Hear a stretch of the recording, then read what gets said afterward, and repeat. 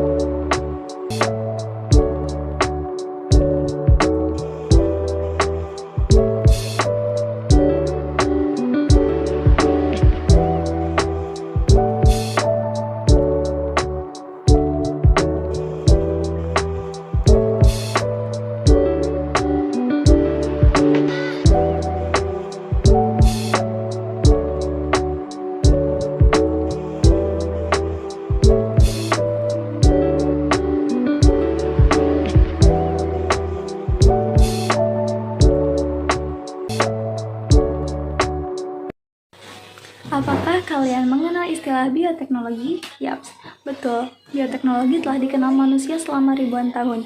Di bidang teknologi pangan, misalnya, kita melihat bahwa produksi bir, roti, dan keju telah dikenal sejak abad ke-19. Perbanyakan tanaman untuk menciptakan varietas baru di bidang pertanian, serta pembibitan dan peternakan. Dengan kemajuan ilmu pengetahuan dan peningkatan alat biologis, teknik telah dikembangkan untuk meningkatkan taraf hidup masyarakat. Salah satu teknik yang paling penting adalah bioteknologi. Dengan kata lain, bioteknologi adalah ilmu yang berkaitan dengan penerapan sistem biologis dan organisme pada proses teknik dan industri untuk mensejahterakan masyarakat.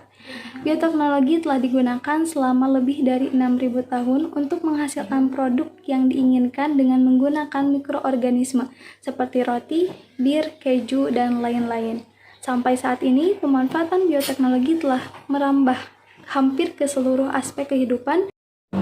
Saat ini, perkembangan bioteknologi tidak hanya berbasis pada biologi, tetapi juga pada ilmu-ilmu murni dan terapan lainnya, seperti biokimia, ilmu komputer, biologi molekuler, mikrobiologi, ilmu genetika, kimia, matematika, dan lain-lain. Ada perkembangan bioteknologi yang dapat diklasifikasikan menjadi 3 periode, yaitu bioteknologi tradisional 6000 sebelum Masehi, ditandai dengan penggunaan mikroorganisme atau fermentasi untuk menyiapkan atau mengawetkan makanan dan minuman.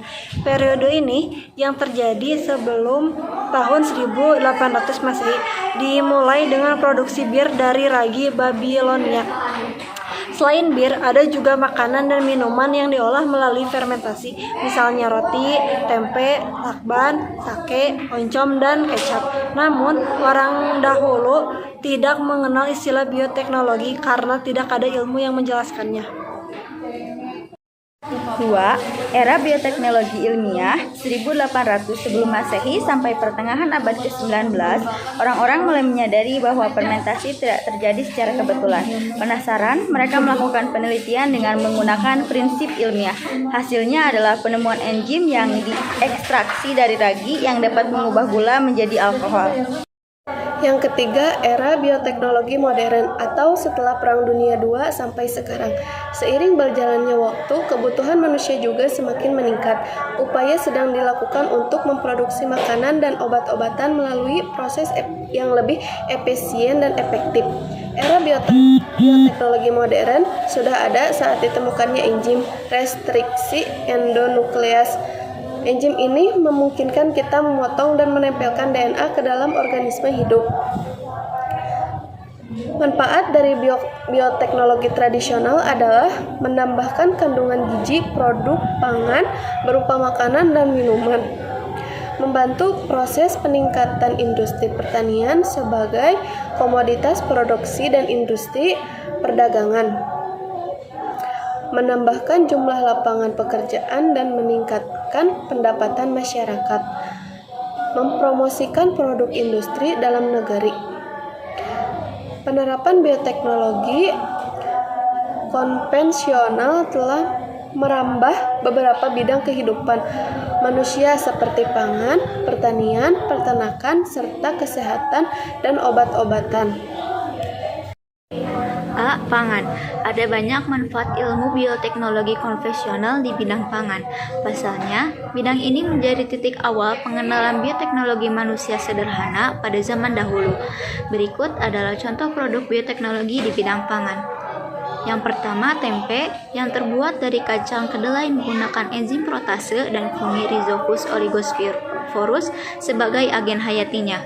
Yang kedua, tauco terbuat dari kacang kedelai dengan menggunakan enzim protase dan agen hayati Aspergillus oryzae. Yang ketiga yaitu kecap terbuat dari kacang kedelai dengan menggunakan enzim protase dan agen hayati kedelai Aspergillus. Yang keempat ada oncom terbuat dari bungkin kacang menggunakan enzim protase dan probiotik Monila Cytophila. Lalu yang selanjutnya ada yogurt terbuat dari susu dengan menggunakan enzim laktase dan agen biologis dari bakteri Streptococcus thermophilus dan Streptococcus vulgaris.